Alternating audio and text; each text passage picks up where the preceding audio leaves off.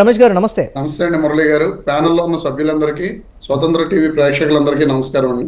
వచ్చినటువంటి విమర్శలకి బలం చేకూర్చేలా ఆధారాలు టీటీడీఓ శ్యామలరావు కూడా చేసినటువంటి కామెంట్స్ అంటే పర్టికులర్గా చెప్పకపోయినప్పటికీ కూడా డైరెక్ట్ ఆర్ ఇండైరెక్ట్ ఇది సమస్య కలిసినటువంటి మాట అయితే వాస్తవం అనేటువంటి రీతిలో వారు చేసినటువంటి కామెంట్స్ తిరుమల తిరుపతి దేవస్థానంలో ఐదేళ్లలో చోటు చేసుకున్నటువంటి రాజకీయపరమైనటువంటి విమర్శలు కావచ్చు, పీఠాధిపతులు మఠాధిపతులు వారు అక్కడ జరుగుతున్నటువంటి పరిణామాలకు సంబంధించి చేసినటువంటి విమర్శలు కావచ్చు, ప్రధాన అర్చకులు చేసినటువంటి విమర్శలు కూడా బాహాటంగా బయటకు వచ్చి ఉన్నటువంటి దానికి సంబంధించి కావచ్చు, మొత్తం మీద టీటీడీని భ్రష్టు పట్టించే విధంగా ఇదంతా చేస్తున్నారనేటువంటి ఒక విమర్శలకి ఇప్పుడు వచ్చినటువంటి లడ్డూలో జంతువుల కళేబరాలకు సంబంధించినటువంటి కొవ్వు ఆనవాళ్లు కూడా ఉన్నాయనేటువంటి ఒక ల్యాబ్ రిపోర్ట్ బయటకైతే వచ్చింది. ముఖ్యమంత్రి స్థాయి వ్యక్తి చంద్రబాబు నాయుడు చేసినటువంటి కామెంట్ బలం చేకూర్చేటువంటి విధంగా ఉంది. బట్ ఖండిస్తున్నప్పటికీ కూడా ఇదే వాస్తవం అని భక్తులు నమ్ముతున్నటువంటి పరిస్థితి ఉంది. వైఎస్ఆర్ కాంగ్రెస్ పార్టీ దీనికి సంబంధించి ఏ విధంగా నిరూపించుకుంటుంది?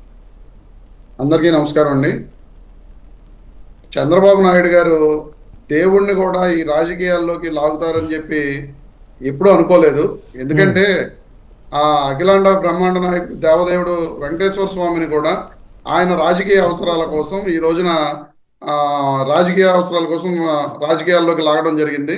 ఇది చాలా దుర్మార్గం. ఎందుకంటే ఎప్పుడూ కూడా వెంకటేశ్వర స్వామి తిరుమలలో ఎటువంటి ఇవి జరిగినా సరే, తేడా జరిగినా సరే వెంటనే అక్కడ ఖండించడం జరుగుతుంది ఎవరైనా సరే. అది ఎందుకంటే ఆయన దేవదేవుడు, అందరికీ ప్రీతిపాత్రమైన దేవుడు కాబట్టి ఎంతో మంది భక్తులు భారతదేశం నుంచే కాదు ప్రపంచం మొత్తం నుండి కూడా వెంకటేశ్వర స్వామిని కొలుస్తూ ఉంటారు.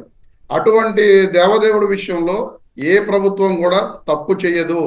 కానీ ఈ రోజున చంద్రబాబు నాయుడు గారు క్లియర్గా ఆయన రాజకీయ వైఫల్యాన్ని కప్పిపుచ్చుకోవడం కోసం 100 రోజుల ఎన్డీఏ సమీక్ష సమావేశంలో ఈ టాపిక్ని ఎత్తడం జరిగింది. నిజంగా ఆ తప్పే జరిగి ఉంటే జూలై 23వ తారీఖున ఆ రిపోర్ట్ వచ్చిందని చెప్పి చెప్పడం జరుగుతుంది. జూలై 23 నుంచి ఈరోజు సెప్టెంబర్ 20వ తారీఖు సుమారు 2 నెలల పాటు ఎందుకని యాక్షన్ తీసుకోలేదు? జూలై 23వ తారీఖు తర్వాత 2 నెలల ఈ కాలనా టైంలో ఎందుకని కనీసం ఆ విషయాన్ని బయటకు చెప్పలేదు అనేది చంద్రబాబు నాయుడు గారు చెప్పాలి, లేదా ఈవో శ్యామలరావు గారు చెప్పాలి. ఇందాడ శ్యామలరావు గారి ప్రెస్ మీట్ కూడా మీరు కరెక్ట్గా అబ్జర్వ్ చేశారో లేదో, ఆయన చెప్పక విషయాలు చెప్తున్నారు. క్లియర్గా ఆయన ఏమి దాంట్లో ఇది ఉంది అని చెప్పి క్లియర్గా ఆయన చెప్పలేదు. రిపోర్ట్లో వచ్చింది అని చెప్పి చెప్పడం జరిగింది. కానీ ఆ రిపోర్ట్ వచ్చిన టైము జూలై 12వ తారీఖున శాంపిల్ పంపించారు. జూలై 17వ తారీఖున అది టెస్ట్కి వెళ్ళింది.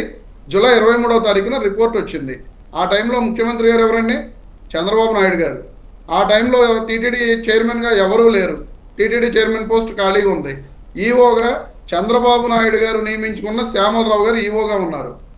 మరి ఆ టైంలో వచ్చిన ట్యాంకర్స్ నుంచి వచ్చిన వెహికల్స్లో తీసిన శాంపిల్స్ అవి.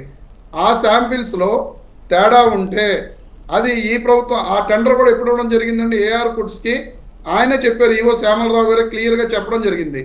మే 8న టెండర్ పిలిచారు, మే 12న దాన్ని ఫైనలైజ్ చేశారు, మే 15న వాళ్ళు ఈ నెయ్యిని సప్లై చేయడం జరిగింది అని చెప్పి మే 15 నుంచి నెయ్యిని సప్లై చేయడం జరిగింది.